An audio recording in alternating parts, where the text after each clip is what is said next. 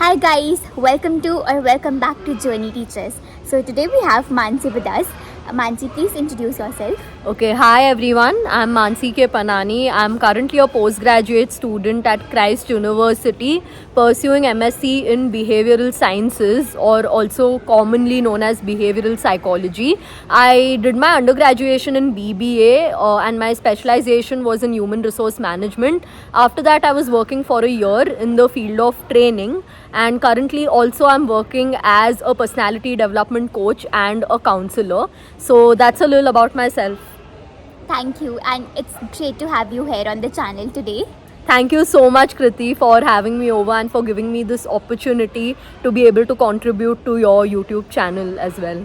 Yeah. So would you like to tell something about the course curriculum and what is the routine of the students? Okay, so currently the course that I'm doing is called MSc Behavioral Sciences or MSc Behavioral Psychology. It falls under Department of Psychology itself, but it is also a CBCS course. Now CBCS is basically called Choice Based Credit System. So this course totally works on credits, right? Like say if you want to go abroad after studying, then the number of credits matter a lot in your degree which you want to pursue. So based on that intention, this course was formulated. And also my course timings are very different. It is not the conventional 9 to 4 college timings, but we just have 2 hours of classes in the morning and maybe sometimes 2 hours of classes in the evening. Sometimes it's both the times, morning 2 hours, evening 2 hours, and sometimes it's just once. That just depends on your number of subjects as well as on your timetable. So that's a little about the timings, and the reason why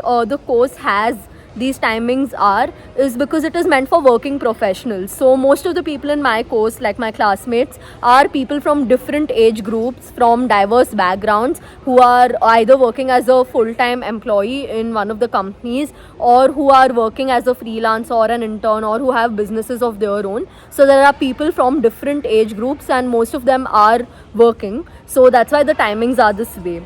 So that's a little about my course. Now speaking of the subjects are very similar to organizational psychology. Then there are parts of social psychology as well, health psychology. So it is a very interdisciplinary course which tries to inculcate all different domains or different fields of psychology and subjects related to that. So yeah. Okay, that was a kind of a detailed, information about the course, what is exactly covered and how can students go about it.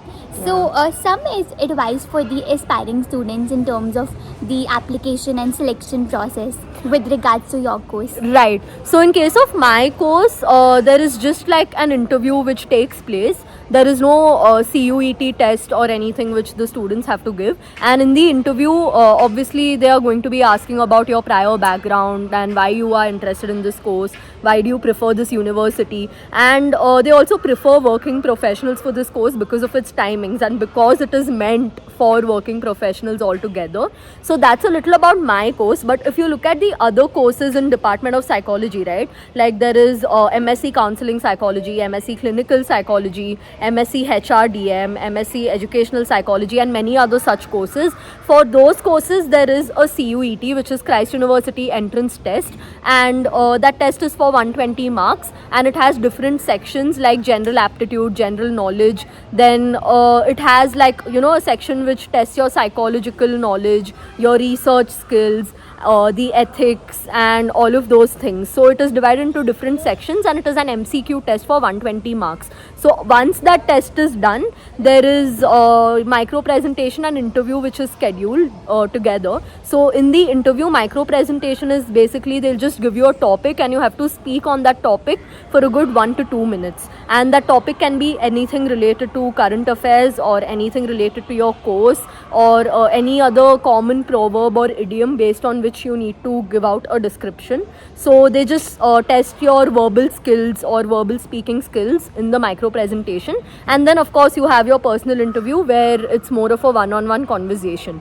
Now here's the thing, there is no shortlisting done after the CUET. After CUET CUET, they just directly schedule your micro presentation and interview, and then based on your performance in all the 3 rounds, they just take your cumulative scores. So that's what happens for other courses. For my course, it's just an interview, and probably in that interview, if they wish to, they may include topics related to micro presentation. Okay, all right.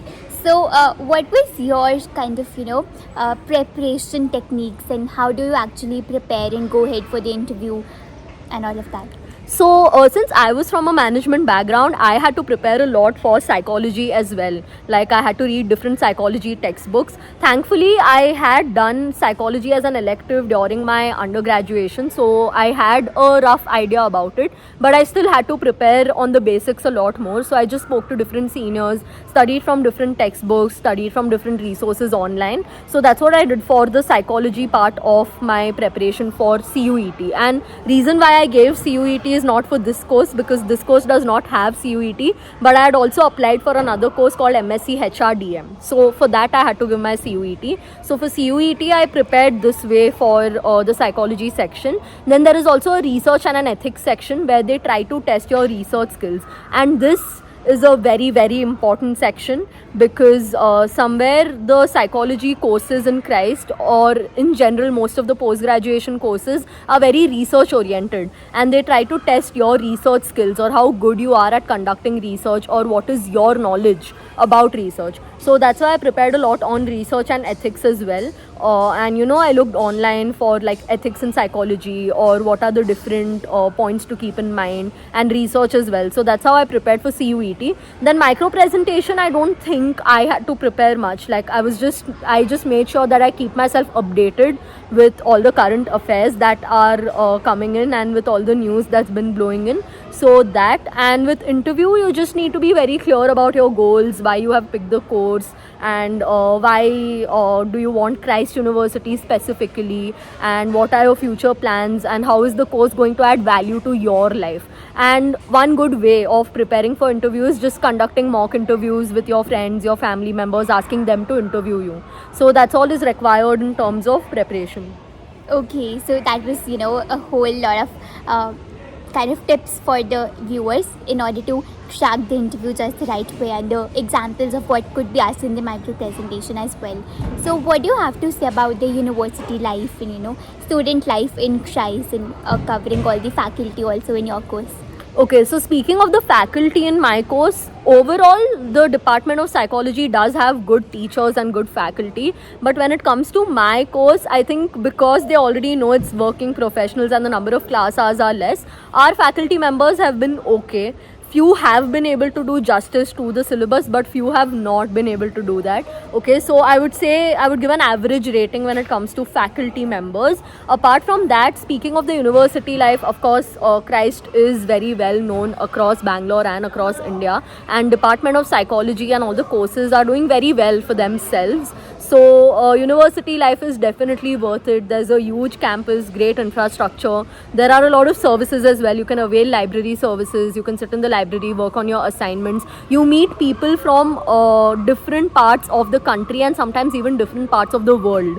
So that way there's a lot of growth because of the diversity that comes into picture. So that way university life and student life is great. It can get a little hectic because Christ does load you with a lot of assignments, and also Christ is very discipline oriented in terms of the dress code and you wearing your ID card compulsorily. So those are a few things which you need to keep in mind. So that way it can get a little hectic, but it is definitely worth the struggle that you make in your student life, because the academic quality is just great, and the university experience for me personally has been good.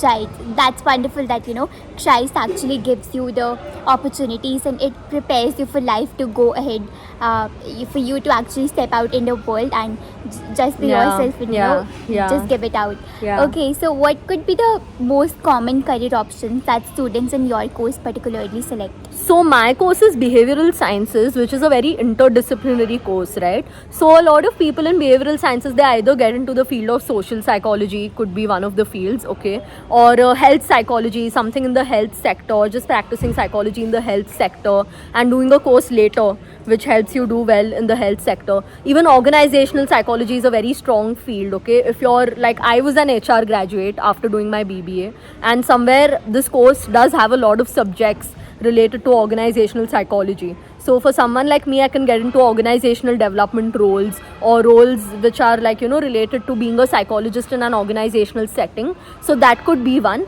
Apart from that, this course also has unique aspects related to like behavioral economics and a few electives which can help people get into the field of behavioral economics as well. And also UX research and design are also a few fields which people get into after doing this course. So yeah. Okay. So since you are already a working professional, so what is actually, is the studying this course really worth it? I think for me, it has helped me in my career trajectory.